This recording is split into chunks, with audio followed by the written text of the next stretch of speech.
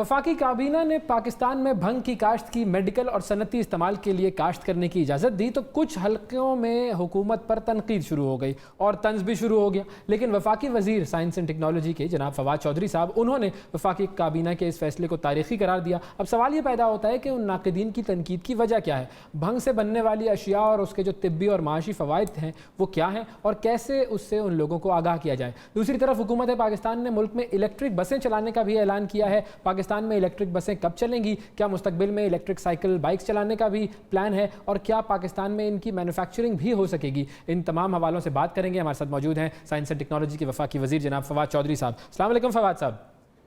जी अस्सलाम वालेकुम। बहुत शुक्रिया प्रोग्राम में वक्त देने के लिए। फवाद साहब, ये जो भंग के हवाले से जो काश्त का फैसला है, आप तो इसको पॉजिटिव फैसला करार दे रहे हैं, लेकिन बहुत सारे लोग इस पर एतराज़ कर रहे हैं। अब उनके एतराज़ात का क्या जवाब दिया जाएगा? देखिए वैसे पहली बात तो ये है कि चूंकि आप लोग तो शुरू से ही हमारी उन चंद प्रोग्राम्स में शामिल हैं जो ministry of science and technology को, और उन्होंने आपने बड़ा कंप्रीहेंसिवली कवर किया है और आपके प्रोग्राम ने बड़ा कंप्रीहेंसिवली कवर किया है। मैं शुरू से मेरा जो एक ओपिनियन है वो ये है कि पाकिस्तान जैसे जो ममालिक हैं, जैसे थर्ड वर्ल्ड मुल्क जो हम हैं, और इतनी बड़ी हमारी आबादी है, 22 करोड़ की हमारी आबादी है और हमें गरीब मुल्क हैं। अब हमारे अगर आप ये कहें कि हम रूटीन के आलू मटर गाजर बेच के अपने मसाइल हल कर लेंगे, ये नहीं होना। हमें गैर रवायती इकोनॉमिक पॉलिसीज को देखना पड़ेगा और जो ममालिक हैं, तुर्की है, मलेशिया को देख लें, सिंगापुर को देख लें, चाइना को देख लें, ये ममालिक जो थे जो गरीब थे और इनकी आबादियां बहुत बड़ी थी, इन्होंने क्या किया, इन्होंने टेक्नोलॉजीज के ऊपर रिलाय किया। सो दो हैं जो आपकी मुल्क की किस्मत को बदल सकती हैं, बायोटेक्नोलॉजीज और डिजिटल टेक्नोलॉजीज।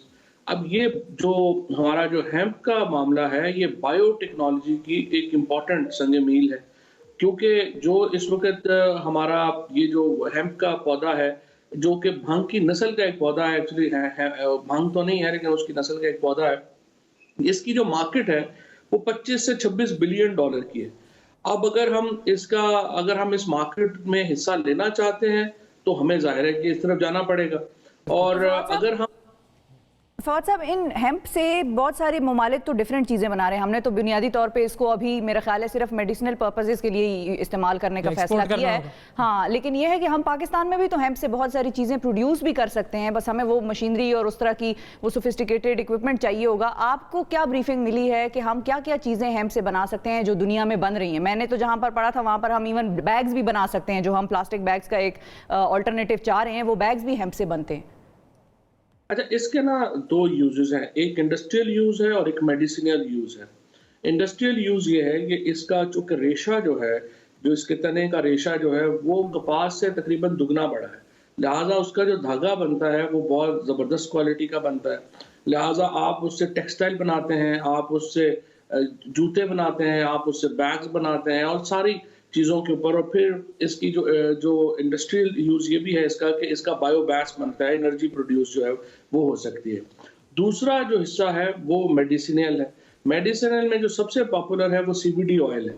सीबीडी ऑयल जो है वो बीज से एक्सट्रैक्ट होता है और वो बहुत सारी बीमारियों का, जो स्पेशली जो क्रॉनिक पेन है, फॉर एग्जांपल कैंसर में जो क्रॉनिक पेन होता है, अनफॉर्चुनेटली बहुत शदीद होता है और अल्लाह महफूज रखे हम सबको, उसमें इस्तेमाल होता है। फिर एपिलेप्सी यानी मिर्गी का जो जिन लोगों को प्रॉब्लम है उन लोगों में जो है वो इस्तेमाल होता है। और इस तरह से बहुत सारी जो और बीमारियां हैं, जो क्रॉनिक बीमारियां हैं, उनमें ये इस्तेमाल होता है, जिसकी वजह से इसकी मार्केट जो है बहुत बड़ी है। इस वक्त कनाडा तकरीबन 1 लाख एकड़ के ऊपर हेम्प काश्त कर रहा है, चाइना तकरीबन 40,000 एकड़ के ऊपर जो है वो काश्त कर रहा है, और जो इसी तरह से अमेरिका में, कैलिफोर्निया में ये लीगल है, बेशुमार जगहों के ऊपर अब ये तेज़ी से लीगल हो रही है। तो अब ये जो लोग जो एतराज़ कर रहे हैं, उनको एतराज़ क्या है? उनका क्या कंसर्न ये है कि ये चूँकि ये एक नशे के साथ एसोसिएटेड है, इस वजह से इसको नहीं हम काश्त करें, या फिर उनका एतराज़ ये भी होगा कि जो हमारे यहाँ पर रूल्स एंड रेगुलेशंस हैं वो इतने सख्त नहीं हैं कि हम इसको कंट्रोल कर सकें, और फिर ये मेडिसिनल और इंडस्ट्रियल पर्पज़ के बजाय और दीगर मकासद के लिए भी इस्तेमाल होना शुरू हो जाएगा? इसके एतराज़ात जो है ना वो 3 तरह के लोग हैं। एक तो हैं जो खालिस्तन बदनीति की बुनियाद के ऊपर एतराज़ करते हैं, जैसे एहसन इकबाल वगैरह हो, दूसरे हैं जिनको लाइल्मी की बुनियाद पे करते हैं, जिनको लगता है कि ये और भांग एक चीज़ है, और तीसरे वो हैं जिनका आपने अभी ज़िक्र किया कि जिनको ये जेन्युइनली खदशा है कि यही कहीं ये मिसयूज़ ना हो और इसकी आड़ में आप साइकोट्रोपिक सब्सटेंस जो है वो बिल्कुल। अब उसके लिए ज़रूरी है कि वो समझें कि ये इसीलिए हमने ये जो तीसरा तबका है, इसके जो खदशात हैं उनको मीट विद करने के लिए हमने सीरियस कोशिश की। हमने क्या किया है, हम प्रोडक्शन प्राइवेटाइज़ कर ही नहीं रहे। गवर्नमेंट जो है वो मोनोपोलाइज़ कर रही है इसकी प्रोडक्शन को। हुकूमत किसी प्राइवेट आदमी को लाइसेंस नहीं दे रही, number 1। Number 2, anti narcotics force का जो फ्रेमवर्क है उसके अंदर काश्त हो रही है। एएनएफ जो है वो इसको ओवरव्यू करेगी, और अगर जो फसल है वो 0.3 टीसीएल से ऊपर जाती है, उससे वो फसल जो है वो डिस्ट्रॉय हो जाएगी। इसीलिए एक स्ट्रिक्ट साइंटिफिक रजीम के अंदर जो है ये प्रोडक्शन हो रही है, इसीलिए अभी प्राइवेटाइज नहीं की। फ्यूचर में इसको प्राइवेटाइज जरूर करेंगे, लेकिन अभी हमारा फ्रेमवर्क पूरा बन जाए। ठीक है। अच्छा फवाद साहब, फिर जिनकी आपने जिक्र किया कि जिन लोगों को लाइल्मी या कम इल्मी की बुनियाद पर वो तनकीद करते हैं, तो उनके लिए मैं पूछना चाह रही हूँ आपसे कि हमारा पाकिस्तान में अगर हम सिर्फ मेडिसिनल पर्पस को अभी माइंड में रखें तो कितने बिलियन डॉलर या मिलियन डॉलर की हम ये काश्त करेंगे और एक्सपोर्ट करेंगे तो इतने मिलियन डॉलर पाकिस्तान में आएंगे? मैंने आपको बताया तकरीबन 25 बिलियन डॉलर की, मैंने आपको कह रहा हूँ कि तकरीबन इस वक्त मार्केट है सीवीडी की, और हमारा टारगेट ये है कि हम 3 साल में 1 बिलियन डॉलर जो है वो उसके ऊपर पहुंच जाए। 1 बिलियन डॉलर का मतलब है तकरीबन 200 अरब रुपया, 150 से 200 अरब रुपया। तो हमें उम्मीद ये है कि हम 3 सालों में इतने के ऊपर जो है वो पहुंचेंगे, और जाहिर है हमें इस तरह की जो गैर रवायती सनतें हैं, गैर रवायती जो हमारा एक एरिया है, उसको हमें अपनी नीश बना के उसी में ही हम आगे जा सकते हैं। ये ओवरऑल भी हमारा प्रिसीजन एग्रीकल्चर का एक प्लान है जिसका हिस्सा है हम। प्रिसीजन एग्रीकल्चर में जैसे मैंने आपको बताया था कि हम 2.5 एकड़ के, 5 एकड़ के, 12.5 एकड़ के फॉर्म्स डेवलप करेंगे, जिसमें हम एवोकाडोज, एस्परेगस, ब्लैक पेपर और इस तरह की जो नॉन ट्रेडिशनल एग्रीकल्चर है वो हम लेके आएंगे। ऑलिव्स वन ऑफ देम, बड़ी मार्केट है ऑलिव्स की। एक और नॉन ट्रेडिशनल ऐलान जो आपने किया है वो है इलेक्ट्रिक बसेस के हवाले से, तो उसके हवाले से बताइए कि वो जो बसेस हैं वो कब तक चलना शुरू हो जाएंगी? इस्लामाबाद में तो इसी साल चलना शुरू हो जाएंगे इंशाल्लाह। इसी हफ्ते हम इंशाल्लाह सीडीए और ministry of science and technology एक एमओयू साइन करने जा रहे हैं, जिसके बाद इस्लामाबाद के अंदर जो इलेक्ट्रिक बसेस हैं वो आ जाएंगी। और बाकी शहरों को भी हमने लिखा है, हमने पंजाब को भी लिखा है, कराची को भी लिखा है कि आप जो बड़े शहर हैं, स्पेशली जैसे लाहौर है जहाँ पे स्मोक का प्रॉब्लम है, वहाँ पे तो पब्लिक ट्रांसपोर्ट को फौरन लाना चाहिए इलेक्ट्रिक बसेस के ऊपर। और बाकी जो और जाहिर है कि जो फ्यूचर है वो तो आप इलेक्ट्रिक बसेस का है, और तो हम उनकी मैन्युफैक्चरिंग की तरफ भी जाएंगे फिर? हाँ बिल्कुल, ये $50 मिलियन का इनिशियल प्रोजेक्ट है। इसका 3 साल का ये प्रोजेक्ट है। इसमें पहले साल में हम बसेस इंपोर्ट करेंगे, दूसरे साल में असेंबलिंग करेंगे, और तीसरे साल में हम मैन्युफैक्चरिंग की तरफ चले जाएंगे। अच्छा, ये प्लान ज़ाहिर है 3 साल का है, बड़ा एम्बिशियस प्लान है। दुआ तो हमारी ये है कि ये कंप्लीट हो प्लान। लेकिन मैं अगर ऑटोमोबाइल इंडस्ट्री को देखूं तो हमने ऑटोमोबाइल इंडस्ट्री के साथ जो करना था वो एग्जैक्टली यही करना था जो आप बता रहे हैं, लेकिन अभी तक वो हो नहीं पाया है। लेकिन बहरहाल हम यही चाहेंगे कि ये हो। अच्छा, इलेक्ट्रिक बाइक्स और जो साइकिल्स हैं, बाइसिकल्स वगैरह, उनके हवाले से क्या प्लान है? वो तो बनना शुरू हो गए हैं। 3 कंपनियां अभी लाहौर में भी जो है वो शुरू हो गई हैं, और अभी जो है और भी कंपनीज जो हैं वो आ रही हैं जिनसे हमारा राब्ता है। थोड़ा जो इस वक्त पॉलिसी जो थी वो चूँकि अभी आई 2 महीने पहले, थोड़ा उसमें डिले हुआ, जिसकी वजह से इसकी मैन्युफैक्चरिंग में थोड़ी ताख़ीर हुई, लेकिन उनकी मैन्युफैक्चरिंग अब शुरू हो गई है। और अब इंशाल्लाह ताला जो अगला मेरा प्रोजेक्ट है वो ये है कि जो ख़वातीन स्पेशली हमारी जाती हैं स्कूल में, स्पेशली जो बच्चियाँ जाती हैं कॉलेजेस में जो जाती हैं और जाती हैं, उनके लिए हम 3 व्हीलर कार्स लेके आए जो इलेक्ट्रिक कार्स होंगी। बहुत छोटी छोटी बड़ी खूबसूरत कारें हैं, और वो मैं चाहता हूँ कि यूनिवर्सिटी में से शुरू करें।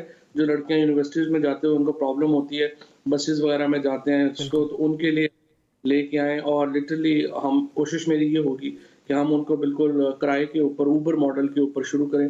वो खुद ही आएँ, उनको वो अपने घर से आएँ और किसी पे डिपेंडेंट ना हो। बिल्कुल, ये इंडिपेंडेंस उनको मिलेगी इससे। अच्छा फवाद साहब, ये भी बताएं कि जब से आपने साइंस एंड टेक्नोलॉजी का मिनिस्ट्री का चार्ज संभाला है, जाहिर है आपके अपने भी माइंड में बहुत सारे idea, you're called the man of ideas, तो आपका कौन सा कोई ऐसा माइंड में प्रोजेक्ट है या कौन सा ऐसा आप एक चीज़ करना चाहते हैं, एक इनिशिएटिव लेना चाहते हैं जो आप चाहते हैं कि एक चीज़ हो वो बड़ा मेगा प्रोजेक्ट कहलाएगा फवाद चौधरी साहब का, वो क्या है आपके माइंड में?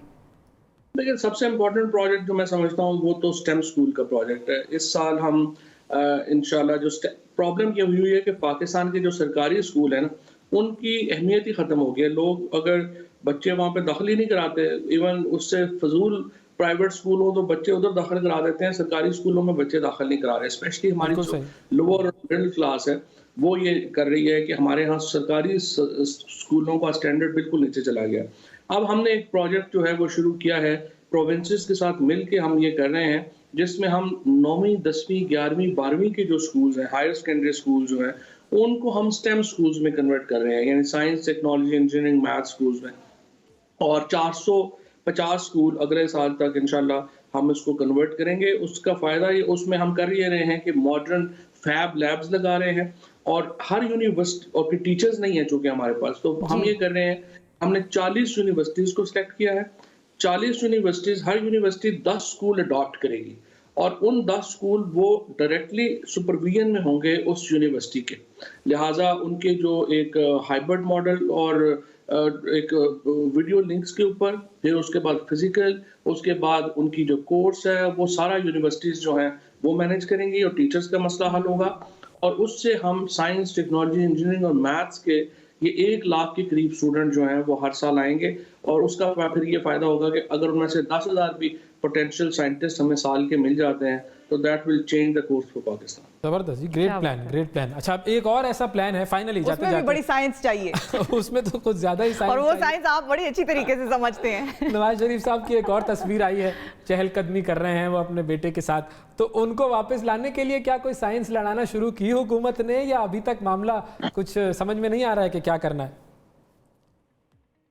हुकूमत ने अभी तक जो है वो शहजाद और फरूक नसीम साहब के जिम्मे लगाया था, लेकिन अभी तक तो वो मुझे लगता है कि बातें ही कर रहे हैं, कुछ उस तरह बड़े नहीं हैं, और बढ़ना चाहिए तेजी से।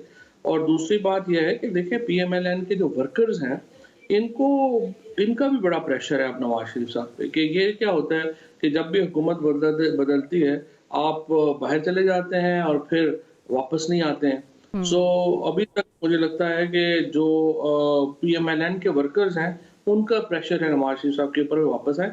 हमारी तरफ से जो इकदाम हैं वो शुरू हो चुके हैं, इंशाल्लाह देखते हैं उनका क्या इकदाम। लेकिन फवाद साहब, क्योंकि आप खुद भी लॉ को भी बहुत अच्छी तरह समझते हैं, वजारत में भी, वजारतों में भी मुख्तलिफ में रहे हैं, गवर्नमेंट का भी हिस्सा रहे हैं, आप बहुत बेहतर हमारे सिस्टम्स को जानते हैं, एक लेमैन शायद इतना बेहतर तरीके से ना जानता हो। आप मुझे ये बताइए ऑनेस्टली कि अगर गवर्नमेंट चाहे भी तो क्या किसी शख्स को मफरूर जो हो या बाहर चला गया हो, चाहे इलाज के पर्पज से हो, जिस भी पर्पज से हो, अगर चाहे भी हुकूमत तो क्या वापस ला सकती है? लेकिन जो नवाज शरीफ साहब जैसे जो लोग हैं ना, जैसे अल्ताफ हुसैन है, नवाज शरीफ है, एक प्रॉब्लम तो यकीनन हो जाता है कि वो फिर एसेट बन जाते हैं दूसरे मुल्कों का, और वो इतनी आसानी से उनको भेजते नहीं हैं या रोडेट करते हैं, उनका सिस्टम भी रोडेट करता है। लेकिन यहाँ पे नवाज शरीफ जो है कन्विक्टेड मुलज़म है, और अगर अदालत उनकी हुक्म देगी कि हुकूमत को कहे कि आप एक्स्ट्राडिशन की कार्रवाई शुरू करें, मुश्किल हो जाएगा बरतानवी सिस्टम का उनको रोकना, क्योंकि अदालतों के अहकामात के ऊपर अमल दरामद करना वेस्ट में जो है वो इम्पोर्टेंट समझा जाता है। बिल्कुल ठीक है, बहुत शुक्रिया अदा करेंगे। फवाद चौधरी साहब हमारे साथ मौजूद थे। साइंस, टेक्नोलॉजी और सियासत, इन तमाम चीज़ों पर बात हो रही थी।